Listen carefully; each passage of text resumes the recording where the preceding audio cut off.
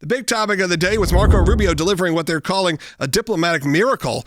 And this happened at the Munich Security Conference. For we in America have no interest in being polite and orderly caretakers of the West's managed decline.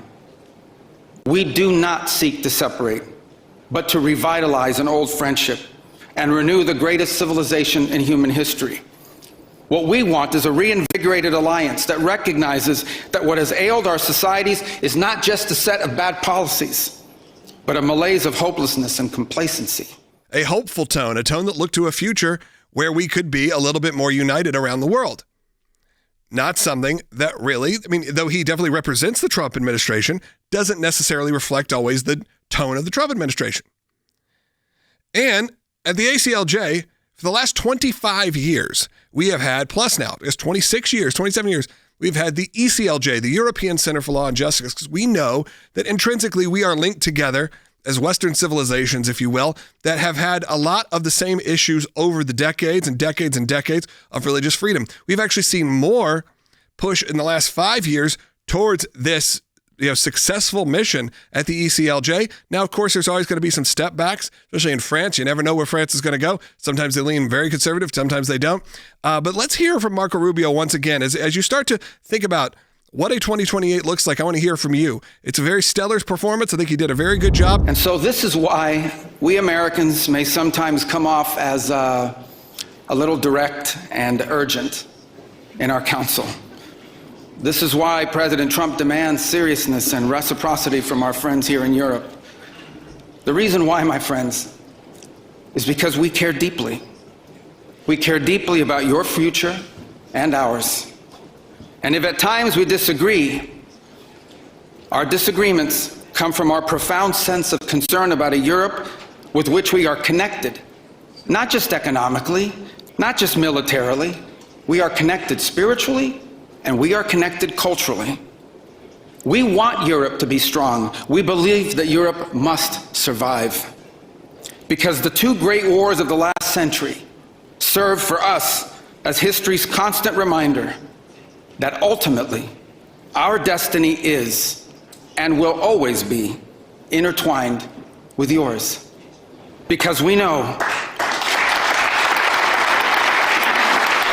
getting a applause break in that crowd, not that common at something like the Munich Security Conference, where he's speaking about the sort of intrinsic nature of the connection between Europe, how our destiny is ultimately intertwined with yours. This was an excellent speech for those of us who also strive for a better Europe. And I found it to be very moving and very important.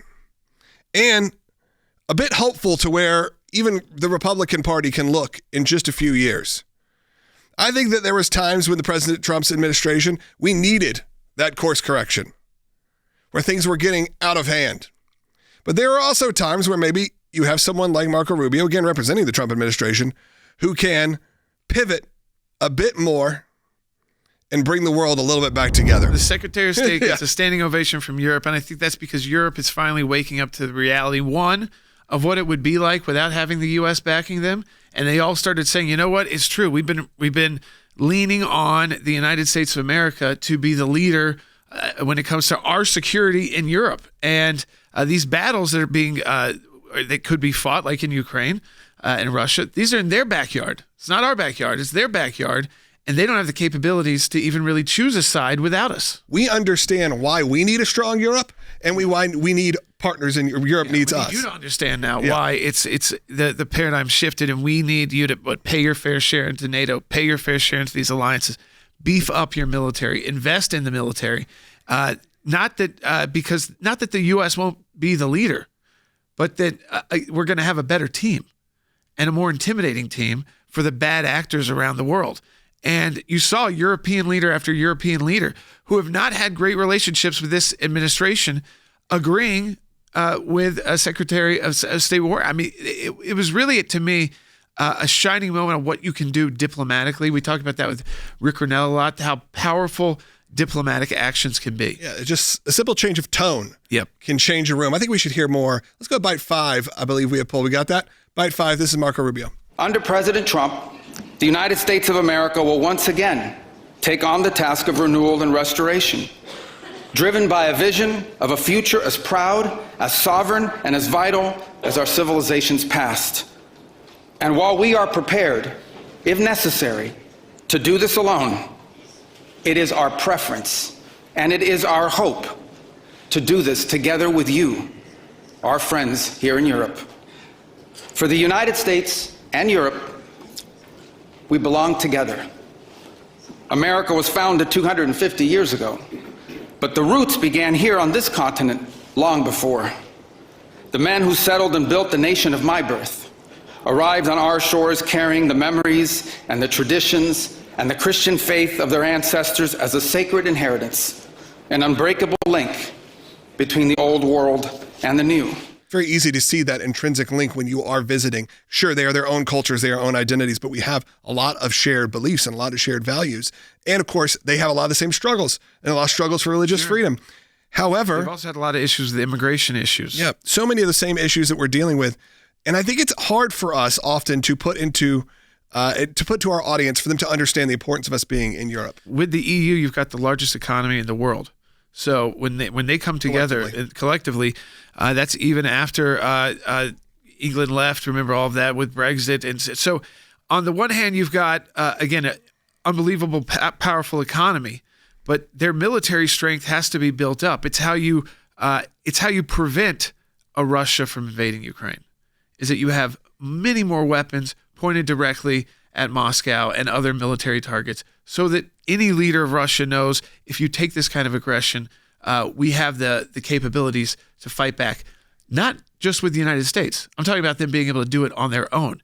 If you're the largest economy in the world, you should have the strongest military as well. Now, it's going to be piecemeal to some point, but I think they're finally waking up. I mean, we've seen that in elections, more and more conservative candidates doing better and better in elections all over the world. And I think this is the leading factor, is you can't rely on one country to defend the entire world. And you'll have a pendulum shift like it does in America as well, but you can feel an underlining, very changing, different tone over the last 5-10 years. You know what it helps? It helps with those who have that more isolationist view of, I don't want the U.S. fighting in everybody's battle or war.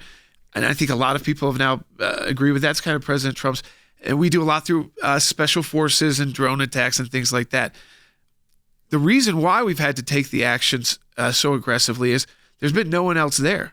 Sometimes they'll partner with us. They send 25 troops. Mm-hmm. It's not, so we can't rely right now on European nations to do the defense that's necessary also to keep us safe. Because if they can't fight their own battles, those battles end up right here in the United States of America.